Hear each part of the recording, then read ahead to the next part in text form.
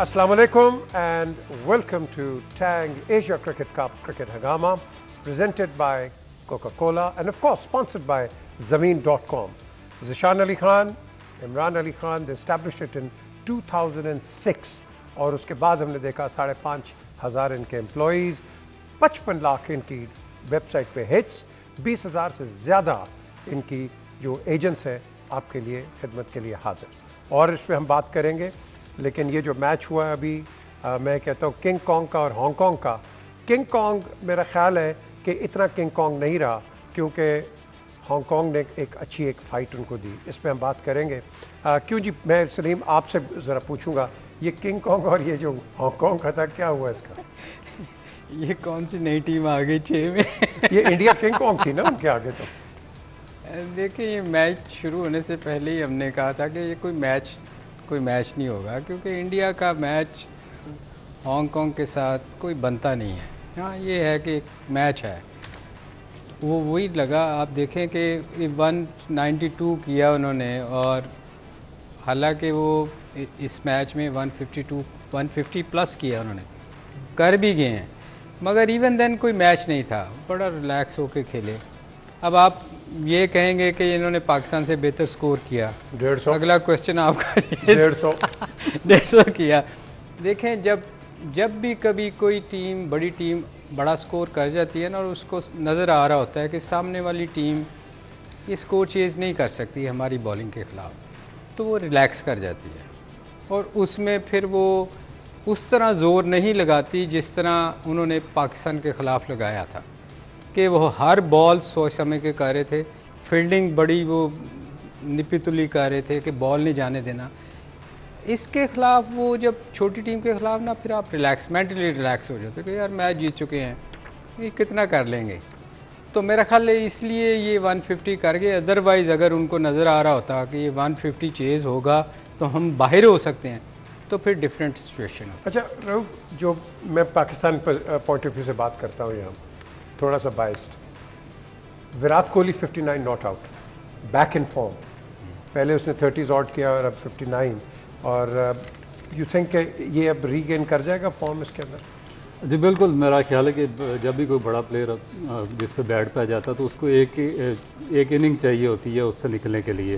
तो मेरा ख्याल है कि 35 run was not a big inning, but उसके बावजूद उन्होंने इसको थोड़ा कॉन्फिडेंस दिया, उनका कॉन्फिडेंस लेवल बेहतर हुआ, क्योंकि वो जो पाकिस्तान के खिलाफ 35 रन थे, वो उन्होंने इंडिया को मैच जितवाने में बेसिक किरदार उसी 35 रन की इनिंग का था। तो उससे उनका जो कॉन्फिडेंस लेवल है वो बूस्ट हुआ। और अभी इस मैच में देखें कि उन्होंने 68 रन की इनिंग खेली है कोहली ने, तो आस्ता आस्ता एक टॉप प्लेयर है, दोबारा अपनी फॉर्म गेन कर रहा है। तो मेरा ख्याल है कि जो उन पर क्रिटिसिज्म हो रहा था, जो काफ़ी बातें चल रही थी इंडिया पाकिस्तान और ऑल अराउंड द वर्ल्ड में, अब उनमें थोड़ा सा कमी आएगी और वो आस्ता आस्ता दोबारा एतमाद बहाल होता जाएगा उनका।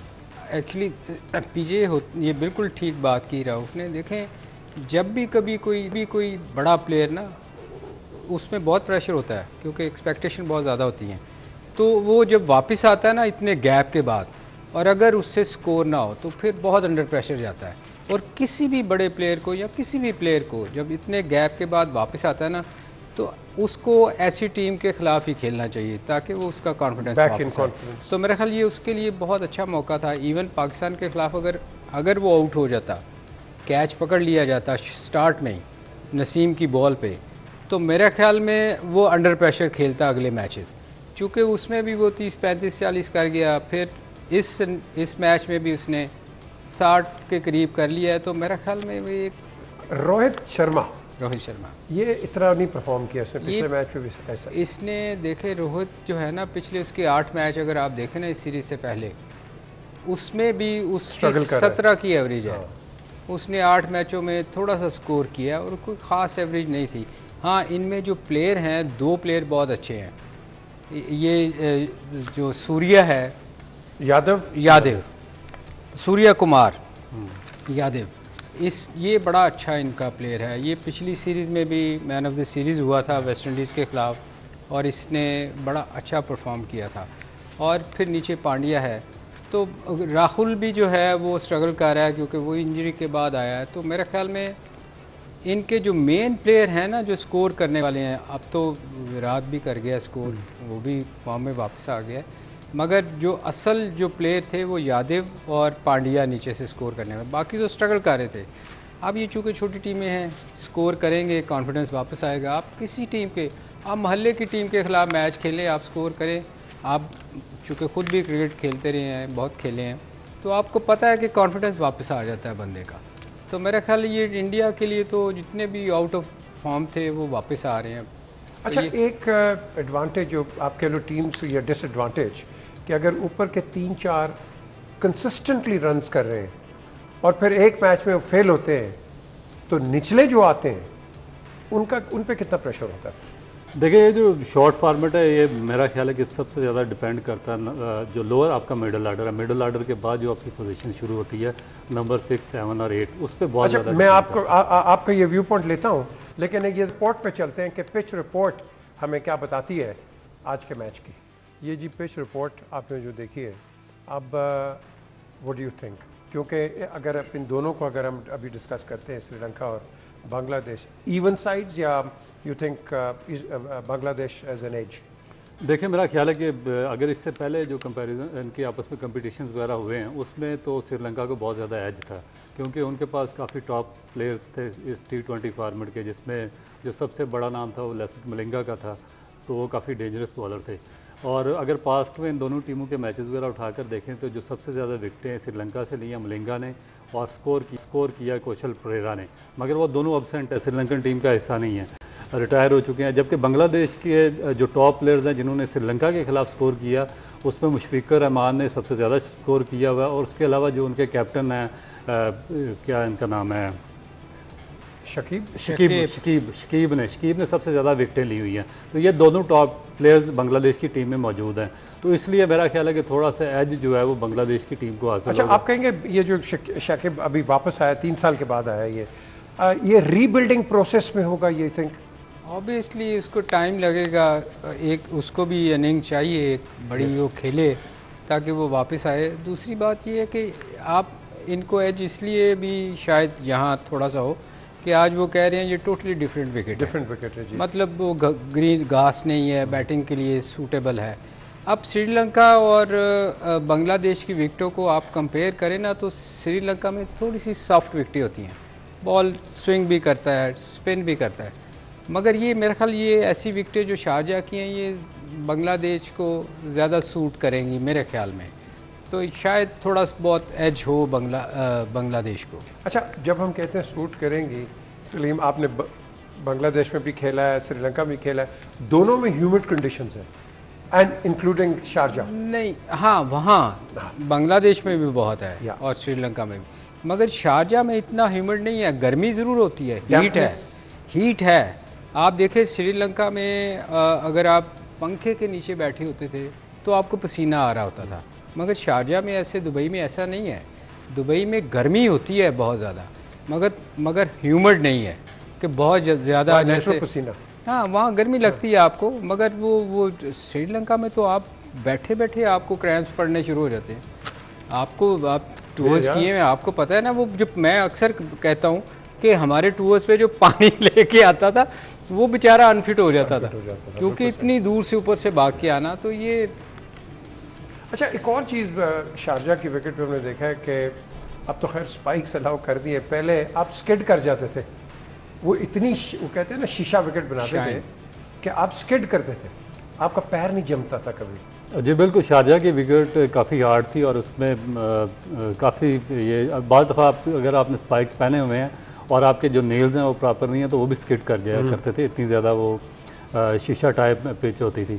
मगर अब ये जो दुबई की है ये टोटली डिफरेंट है, ये थोड़ा स्पिन बॉलर्स को भी हेल्प करती है, ग्रिप करता है उनका बॉल। उसके अलावा जो सीम बॉलर्स हैं उनको काफ़ी ज़्यादा हेल्प आउट करती है।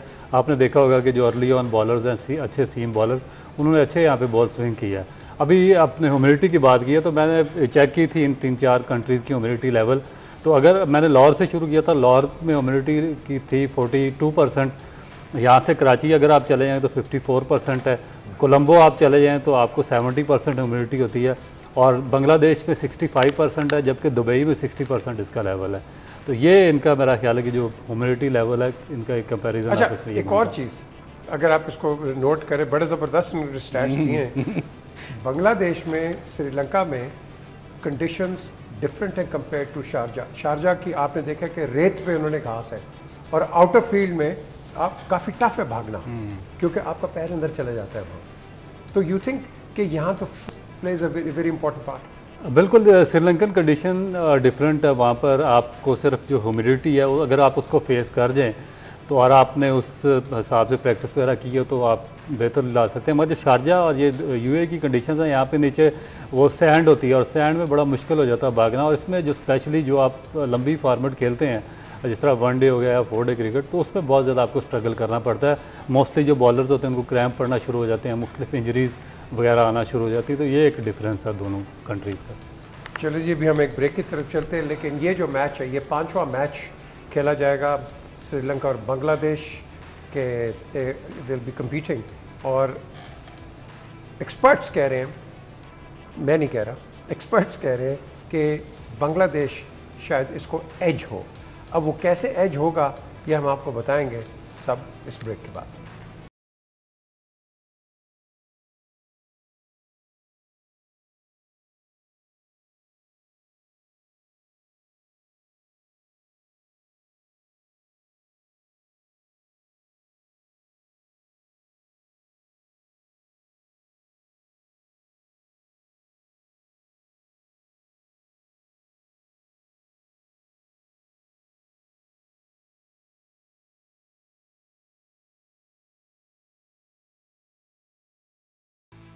Welcome back to Tang Asia Cricket Cup Cricket Hangama, presented by Coca-Cola and sponsored by none other than Zameen.com. Sri Lanka Bangladesh, आप एक्सपेक्ट करते हैं अच्छा मैच है, क्योंकि शकीब उल हसन ने कहा कि मैं तो आया हूँ T20 वर्ल्ड कप जो हो रहा है इधर ऑस्ट्रेलिया में, उसके लिए टीम को रीबिल्ड कर रहा हूँ। तो कहता है मुझे 1-2 दिन तो नहीं लगेंगे, लेकिन टाइम लगेगा। देखिए, वो ठीक है उसकी बात कि वो तैयारी करने के लिए आए हैं, मगर इस वर्ल्ड कप की तैयारी तो कम से कम जो जितनी भी टीमें हैं, अच्छी टीमें हैं, इंडिया या जो भी, पाकिस्तान ने तो है तैयारी नहीं की, मगर उनको साल चाहिए होता है, 1-2 साल चाहिए तैयारी करने के लिए। वो प्लान करते हैं। हमारी कब होती है तैयारी? हमने नहीं की इस दफ़ा, हमारी भी नहीं। मुझे नहीं लगता कि हमने कोई तैयारी की है। हमने कोई मैचेस नहीं खेले T20। आप देखें, अगर इतने मैचेस नहीं हुए, लीग खेल रहे हैं लड़के, मगर तैयारी जिस तरह होती है उस तरह नहीं हुई। तो ये जो शकीब कह रहा है कि हम तैयारी कर रहे हैं, वो मेरा ख्याल है 2-3 मैचों से तो तैयारी नहीं होगी, ये तो बड़ा टाइम लगता है। हाँ, उसके लिए चूँकि वो नया कैप्टन है, उसको अगर वो हारता भी है तो मेरा ख्याल उसकी टीम को, उसको क्रेडिट उसके बोर्ड को चाहिए कि ठीक है, अभी नया लड़का आया है, तैयारी कर रहे हैं, वो तैयारी है, मगर ये नहीं हो सकता।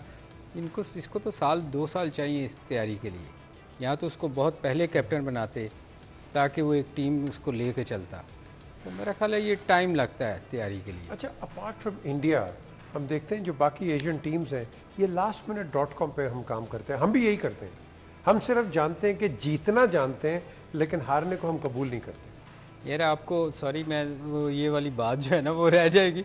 याद है पिछली दफ़ा जब टीम सेलेक्ट हुई थी तो हमारा यही नहीं पता चल रहा था कि टीम अनाउंस ही नहीं हुई थी पिछले दफ़ा। right, yeah. और रमीज़ ने आके टीमें चेंज की थी, याद है आपको? लास्ट वो इंडिया रिकॉर्ड लगा रहा था, हमारा मजाक उड़ाता था, आपको तो पता ही नहीं आपका चेयरमैन कौन है और ये है। तो ये अनफॉर्चुनेटली हमारे इधर ऐसे होता है। आप सॉरी, आप कुछ कहने लगे थे। नहीं, और लड़कों का कईयों का करियर ख़त्म हो जाता है, यू नो। बिल्कुल ऐसे ही मेरा ख्याल है। थोड़ा स्ट्रेंज है इसका जो स्टेटमेंट है, वो भी स्ट्रेंज है मेरे लिए, क्योंकि इसमें काफ़ी जो सीनियर प्लेयर्स हैं वो शामिल है। आप शकीब हिमसेल्फ काफ़ी अरसे से बांग्लादेश का हिस्सा है टीम का। उसके बाद मुश्किल टीम है जो वो कैप्टनसी कर चुके हैं तीनों फॉर्मेट में बांग्लादेश की। उसके बाद शेख नईम है जो उनके ओपनर है, वो काफ़ी सीजनल प्लेयर हैं। मोहम्मदुल्ला हैं, बहुत अरसे से खेल रहे हैं, पिछले 10 साल से बांग्लादेश से खेल रहे हैं। उसके बाद जो उनके मुस्तफिज़ुर रहमान बहुत ही वर्ल्ड में रिनाउंड फास्ट बॉलर हैं, लेफ्ट आर्म। उसके बाद तस्कीन अहमद एक और फास्ट बॉलर हैं, मुसद्दक हैं।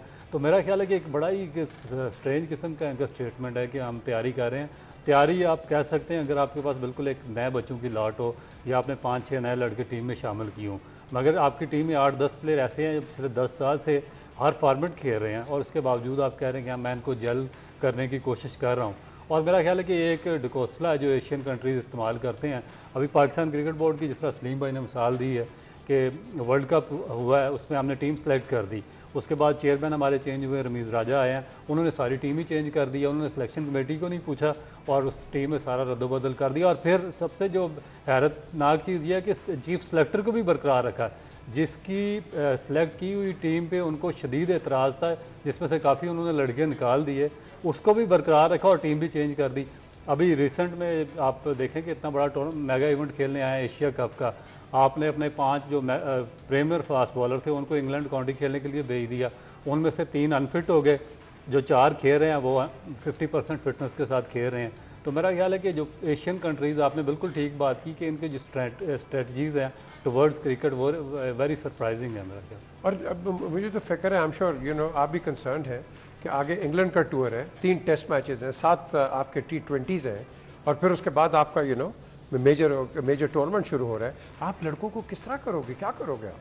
पीजे अभी जो राउफ ने बात की ना कि वो तैयारी कोई नहीं, लड़के इंग्लैंड खेलने चले गए, असल में होता क्या है कि ये जो जब आप जिसको कहते हैं ना स्टार बन जाते हैं, जो आप लोग आपको इतना प्यार करते हैं, नाम आपका बन जाता है, उसके बाद फिर ना आप सुनते नहीं हो किसी की, ना अपनी आपको फ़िक्र होती है ना अपने कंट्री की होती है कि यार मैं कम मैचेस खेलूं ताकि मैंने अपनी कंट्री के लिए परफॉर्म करना है, ना कि जाके मैंने काउंटी में कोई नाम पैदा करना है।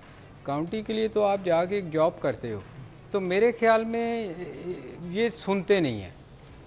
जितने भी प्लेयर्स आप देख लो, ये ज़बरदस्ती जाके खेले होंगे कि पैसे मिल रहे हैं, कि काउंटी में लोग कहते हैं जी बड़ा तजर्बा होता है। मैं खेला हूँ काउंटी, वहाँ मैं एज ए बैट्समैन मैं बता रहा हूँ कि बंदा तंग आ जाता था। मैं सुबह रात को सोता था, 9 बजे सुबह उठ के 8 बजे आपने वहाँ पहुँचना होता था, और आपको पता है आप भी खेलते रहे हो, 1.5 घंटे की ड्राइव करके जाना, वो एक टोटली हैसल थी, बंदा तंग आ जाता है। मैं अक्सर ये कहता हूँ कि लोग, मैं सोचता था यार इंग्लैंड के प्लेयरों ने रिटायरमेंट क्यों जल्दी अनाउंस कर दी, तो पता चला कि ये काउंटी खेलने के बाद बंदा दूसरी क्रिकेट खेल ही नहीं सकता।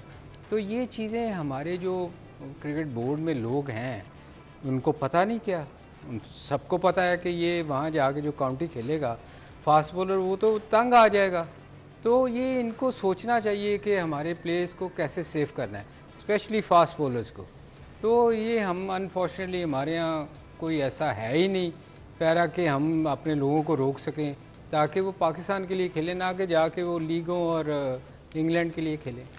तो फिर सोचेगा कौन हमारी अपनी डोमेस्टिक और इंटरनेशनल? वो मैं और आप जो इधर बैठ के शोर करते हैं वही सोचेंगे, यही होगा। एग्जैक्टली यहाँ बात कर लो लेकिन वहाँ नहीं होना। देखिए, इसमें सलीम भाई ने बिल्कुल ठीक बात की है, मगर इसमें यह है कि जब आप सेंट्रल कॉन्ट्रैक्ट साइन करवा रहे होते हैं प्लेयर्स का, तो उसमें सारी शिकें लिखी होती हैं, और मेरा ख्याल है कि उसके बावजूद अगर कोई ब्लैकमेल करता है पाकिस्तान क्रिकेट बोर्ड को तो उसके खिलाफ एक्शन लेना तो बनता है। तो ये चीज़ें मेरा ख्याल है कि इनको स्ट्रिक्टली थोड़ा सा देखनी पड़ेंगी, क्योंकि आपके पास सिर्फ 200 डोमेस्टिक प्लेयर्स हैं, और उसके बाद जो आपके सेंट्रल कॉन्ट्रैक्टेड प्लेयर हैं वो 30 हैं टोटल। ओके, चलें जी एक ब्रेक की तरफ चलते हैं। ब्रेक के बाद हम वापस आते हैं और क्या होगा आज और फिर कल क्या होगा, इस पर बात होती है इस ब्रेक के बाद।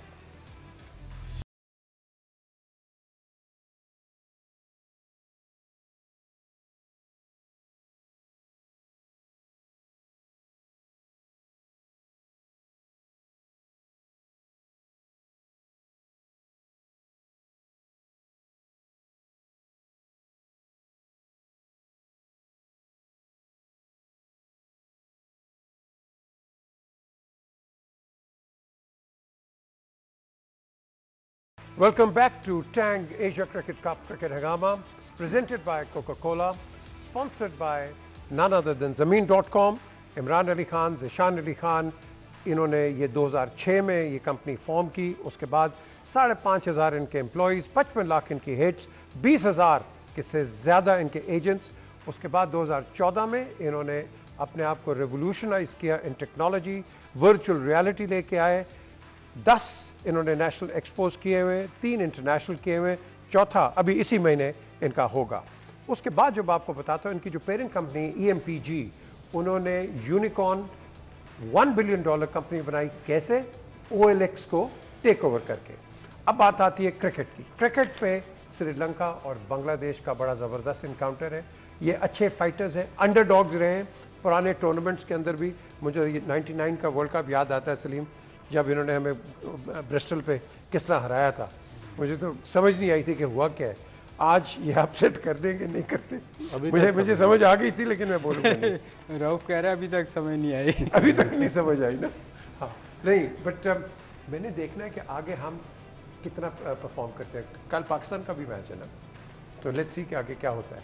But apple to apple compare करें, प्लेयर टू प्लेयर इवन है कि आप किसी को ऑट आउट कर दोगे? देखिए मेरा ख्याल है कि बांग्लादेश को मैं एज दूंगा, क्योंकि और एक और चीज़ मेरी समझ में नहीं आई कि जो भी टीम टॉस जीतती है वो सेकंड बैट क्यों डिसाइड करती है। हालांकि जो कैप्टन है, मैंने दोनों की बात सुनी है अभी, दोनों ने यही कहा कि जो पिच है बिल्कुल फ्लैट और बैटिंग के लिए आइडियल पिच है, मगर उसके बावजूद फिर सेकंड बैटिंग का फैसला किया। कल रोहित शर्मा ने भी यही चीज़ रिपीट की थी, उसने भी पिच को देख कर कहा था कि एक आइडियल पिच है, मगर अगर मैं टॉस जीता तो मैं सेकंड बैटिंग करता। मेरा नहीं ख्याल कि पता नहीं किस चीज़ का प्रेशर है, मगर अब जो श्रीलंका ने डिसीजन लिया है अब वो भी सेकंड बैटिंग का उन्होंने डिसीजन लिया, और जो फर्स्ट बैटिंग उन्होंने बांग्लादेश को दी है।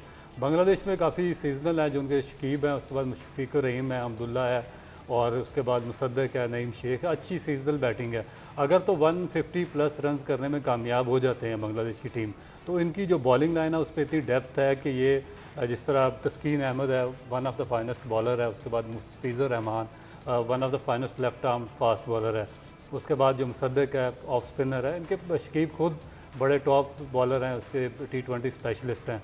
तो मेरा ख्याल है कि सबसे पहले जो इंपॉर्टेंट चीज़ इनके लिए देखनी होगी कि टारगेट कितना सेट करते हैं। अगर तो 150 प्लस करने में कामयाब हो गए तो इनकी बॉलिंग में इतनी डेप्थ है कि श्रीलंका को आउट कर सकते हैं। अदरवाइज़ अगर 120-25 रन किए तो फिर थोड़ा मुश्किल हो जाएगा। अच्छा, आज तो ये आप कहें कि 5वां मैच है इस टूर्नामेंट का, लेकिन हाईएस्ट स्कोर सो फार इन 4 मैचेस में कहूँगा इंडिया कर गया 192। अब इन कंपैरिजन हम 150 का क्यों टारगेट इतना दे रहे हैं? नहीं देखिए, इंडिया ने जो स्कोर किया है वो हांगकांग के खिलाफ किया है, अदरवाइज जो अच्छी अच्छा, मैं आपको ज़रा टॉस दिखाता हूँ अपने नाजरीन को। ये जो टॉस हुआ है ये ज़रा दिखाएं जी, इस टॉस में क्या हुआ? ये IPL में था, उसके बाद इधर आया है, फिर जितनी लीग्स होती हैं ये है, हर जगह है। पहले मॉरिसन था, ऐसे तुसी क्यों नहीं गए पीछे? ओके, अच्छा, अब यू थिंक कि इनकी कोई डिफरेंट स्ट्रैटेजी होगी? और ये जो मैं अभी इससे पहले आपको बता रहा था, ये क्या वजह है कि हम 150 और 100 हमने 120 पे भी बात की है, लेकिन 150 क्यों?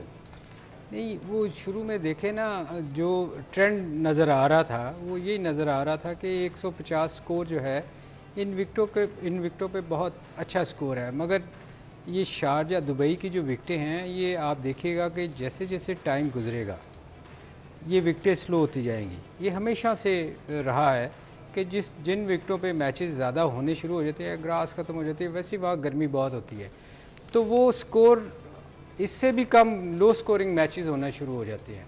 तो मेरे ख्याल में वो शुरू में थोड़ा लग रहा था कि बॉल बाउंसी है, सीम हो रहा है, तो शायद 150 होगा, विनिंग स्कोर होगा, मगर मेरे ख्याल में अगले मैचों में हो सकता है आज का जो विकेट बता रहे हैं कि बैटिंग विकेट लग रही है, आज हो सकता है आपको ज़्यादा स्कोर देखने को मिले। मगर जैसे अभी राहुल बात कर रहे थे कि ये लोग क्यों पहले बैटिंग दूसरे को बैटिंग करवा रहे हैं, मगर राहुल वाहद एक बांग्लादेश थी जिसने अफ़गानिस्तान के ख़िलाफ़ टॉस जीत के बारी ली थी, वाहद वो एक टीम थी। अदरवाइज लोग यही कर रहे हैं कोशिश कि ये टॉस जीत के दूसरे को खिलाएं। लेकिन इसके अलावा सलीम या रऊफ, आप ये नहीं कहोगे कि अब चौथा 4 मैचेस हो गए, 5वें में, और ग्रेजुअली टीम्स जो अपना दूसरा मैच है उसको ज़रा थोड़ा सा और रिदम में आ जाएंगे ये लोग? जी बिल्कुल, आस्ता आस्ता जिस तरह क्रिकेट आगे बढ़ती जाएगी, रिदम आता जाएगा। जिस तरह आप पिच की बात कर रहे थे, तो मेरा ख्याल है कि इससे पहले इस रीजन में इस तरह की पिचेस वगैरह देखने में नहीं आई, क्योंकि सलीम भाई ने भी इस इलाके में काफ़ी क्रिकेट खेली है UAE में, मगर इस तरह की पिचेस नहीं थी। आपने देखा जो फर्स्ट मैच हुआ अफगानिस्तान का और श्रीलंका का, उसमें जो उनके बॉलर थे फजल फारूकी, उन्होंने अर्ली ऑन बहुत ज़्यादा इम्पैक्ट क्रिएट किया था। उन्होंने जो श्रीलंका के टॉप ऑर्डर 3 आउट किए थे। उसके बाद जो अभी पाकिस्तान और इंडिया का मैच है उसमें जो दोनों उनके पेसर थे, पार्डनिया, उसके बाद खान और सिंह, उन्होंने पाकिस्तान को शॉर्ट ऑफ लेंथ बॉलिंग पे आउट किया। तो इस तरह की पिचेस बहुत कम UAE में देखने में आई हैं, मगर अब थोड़ी सी नेचर इनकी चेंज हुई है, मे बी कोई फ्रेश सॉइल उन्होंने डाली है वहाँ पर, तो इस वजह से पिच की नेचर चेंज हुई है। इसी वजह से हमारा जो टारगेट है हम उसको 150 रख रहे हैं, और अच्छी टीमें आपस में इसी के अंदर ही लड़ रही हैं, और बाद मैचेस में देखा गया कि 150 तक भी नहीं कई टीमें पहुँच रही। जहाँ तक आपने हांगकांग की पिछले मैच की बात की 196, तो मेरा ख्याल है कि वो एक एक्सेप्शनल इनिंग थी जो सूर्य कुमार यादव 261 के स्ट्राइक रेट से खेल गया, तो उसकी वजह से थोड़ा सा टारगेट ऊपर चला गया इंडिया का। अदरवाइज़ तो वो भी यानी कि हांगकांग जैसी वीक टीम के खिलाफ 160 तक मेरा ख्याल है कि इंडिया महदूद रहता है। तो मेरा ख्याल है कि जो पिच की नेचर है वो काफ़ी हद तक बदल चुकी है इस रीजन में। नहीं, महल शारजा में राउफ शारजा की चूँकि मैचेस शारजा में हुआ करते थे, वहाँ की विकटें कभी भी तेज़ नहीं हुई थी, स्लो विकटें होती थी, लो बाउंस। मगर दुबई यहाँ ये नया एक अबू धाबी और दुबई ये नया है, तो यहाँ जो फ्रेश विकटें हैं ना वो शुरू में आपको नज़र आएंगी कि उनमें बाउंस भी है, स्विंग भी हो रहा है। जैसे जैसे टाइम गुजरेगा, मैच 2-3 होंगे, ये विकेट स्लो होती जाएंगी। अच्छा, इन विकेटों के ऊपर इंस्टेड के आप जो मारो, वो जिसको कहते हैं ना तुनका मारो, जो स्किड करता है वो ज़्यादा इफेक्टिव नहीं रहता? जो ball skid, for example Malcolm martial जैसा बॉलर हो।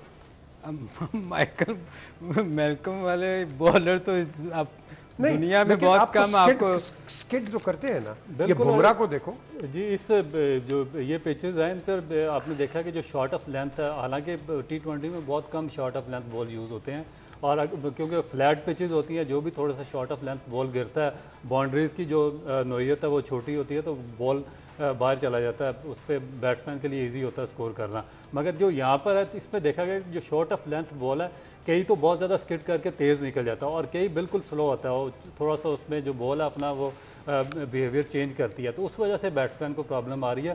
स्पेशली जो आपने जो बाबर आजम को आउट होते देखा शॉट ऑफ लेंथ बॉल पे, तो उसमें थोड़ा सा बॉल किक करके ऊपर चला गया था, जो उनकी एक्सपेक्टेशन थी उसके मुताबिक बॉल नहीं आया। उसके बाद जो हमारे रिजवान आउट हुए थे इंडिया के खिलाफ, वो भी एक्सपेक्ट कर रहे थे कि जिस स्पीड से बॉल आ रहा है, अगर उसको वो ये फ्लैश करेंगे तो माइट भी के ऊपर से चला जाए, ये बाउंड्री क्रॉस कर जाए। मगर उसमें उस बॉल में थोड़ा सा जो बॉल हुआ है उस रिजवान को, वो थोड़ा सा बिल्कुल स्लो हो गया, उससे पेस चेंज किया, इसी वजह से बॉल अंदर आ और वो बाउंड्री लाइन पर कैच हो गया। तो इसकी ये वेरिएट कर रहा है थोड़ा थोड़ा जो बॉल है, एक स्पीड के साथ नहीं आ रही। नहीं, उसमें रऊफ एक चीज़ और भी हुई ना कि हमारे चूँकि हमारी विकटें बहुत स्लो होती हैं, एशिया की जितनी भी आप विकटें देखें बहुत स्लो लो बाउंस विकेट होती हैं, वहाँ एक्सपेक्टेशन से ज़्यादा बाउंस था उस दिन इंडिया के ख़िलाफ़। तो मेरे ख्याल में उन्होंने इंडिया ने पूरा फ़ायदा उसका उठाया, क्योंकि हम एक्सपेक्ट ही नहीं कर रहे थे, बैट्समैन भी एक्सपेक्ट नहीं कर रहे थे कि यार इतना बाउंस होएगा।